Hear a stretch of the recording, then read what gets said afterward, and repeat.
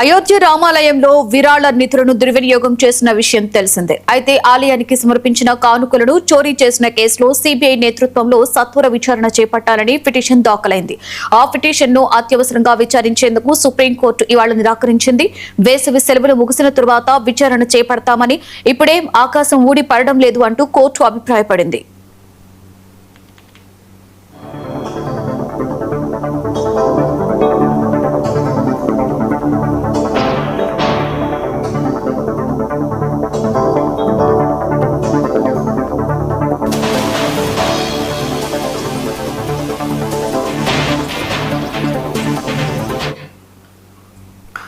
అయోధ్య రామాలయ నిధుల దుర్వినియోగం కేసులో విచారణ చేపట్టాలని కోరుతూ ఇద్దరు అడ్వకేట్లు పిల్ దాఖలు చేశారు. రామ మందిరంలో జరిగిన అక్రమాలను వెలికి తీసేందుకు సిబిఐతో పాటుగా ఇతర ఏజెన్సీల నేతృత్వంలో దర్యాప్తు జరగాలని ఆ పిటిషన్లో కోరారు.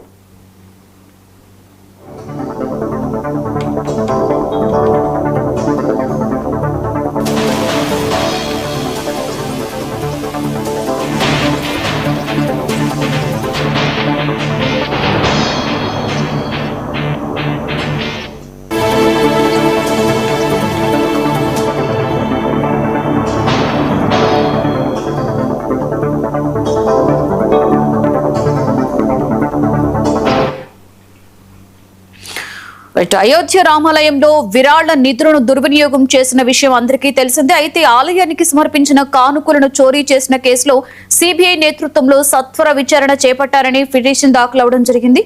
దీనికి సంబంధించి పూర్తి సమాచారాన్ని మా ఢిల్లీ బ్యూరో చీఫ్ నవీన్ అందిస్తారు. నవీన్, లక్ష్మి, కొద్దిసేపటి క్రితమే అయోధ్య రామ మందిర విరాళాలకు సంబంధించినటువంటి అంశాలపైన సుప్రీంకోర్టులో విచారణ కూడా జరిగింది. అయితే విచారణ అత్యవసరంగా జరపాలని చెప్పేసి కూడా పిటిషనర్ కోరినటువంటి పరిస్థితి జరిగింది. ఎందుకంటే అవకతవకలతో జరిగాయి, దాంతో పాటు కోట్ల కొద్ది నగదు కూడా దోచుకున్నారని చెప్పేసి కూడా ఈ అంశాలపైన త్వరితగతిన విచారణ చేపట్టి కమిటీ కూడా ఏర్పాటు చేయాలని చెప్పేసి కూడా ఆ పిటిషన్ కూడా దాఖలు చేసినటువంటి పరిస్థితి నెలకొంది. ఈ నేపథ్యంలోనే ఆ ధర్మాసనం వెంటనే అత్యవసర విచారణ కూడా నిరాకరించినటువంటి పరిస్థితి నెలకొన్నాయి. ఎందుకంటే ధర్మాసనం కొన్ని అంశాలపై కూడా అభిప్రాయపడినటువంటి పరిణామాలు కనిపించినాయి.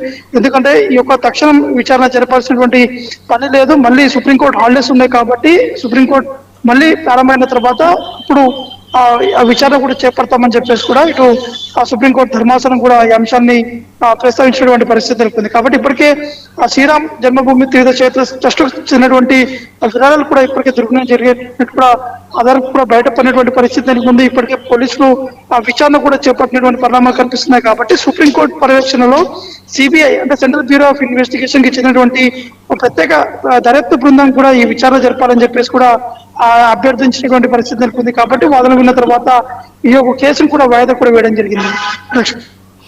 Right, thank you Naveen.